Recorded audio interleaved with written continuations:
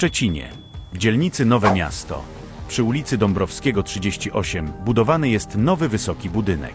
Ornament to wieża, która ma zwieńczyć całość osiedla o tej samej nazwie, powstającego od wielu lat na trójkątnej działce między ulicami Dąbrowskiego, Aleją Powstańców Wielkopolskich oraz Placem Szyrockiego.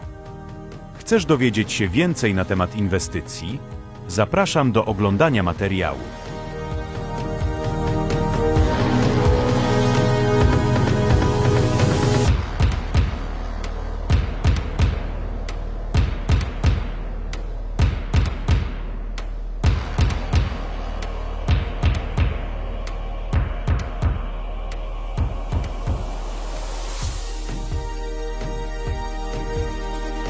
W marcu 2024 roku rozpoczęła się budowa nowej inwestycji mieszkaniowej firmy deweloperskiej Whitestone Development w Szczecinie, przy ulicy Dąbrowskiego 38, w dzielnicy Nowe Miasto na południu Szczecina, powstaje wysoki budynek wielorodzinny.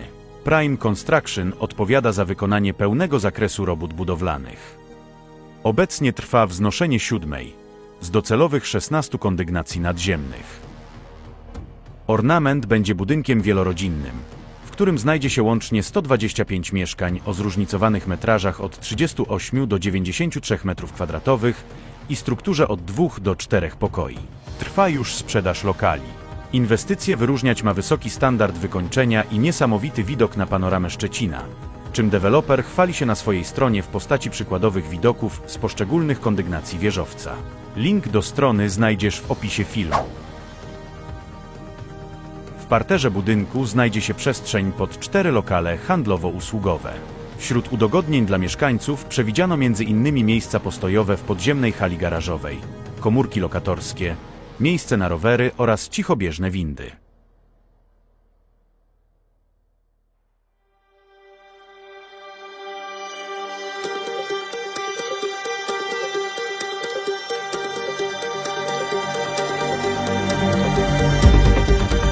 Około 50-metrowy budynek kończy realizację osiedla Ornament przy Dąbrowskiego, które Whitestone Development realizuje od 2015 roku.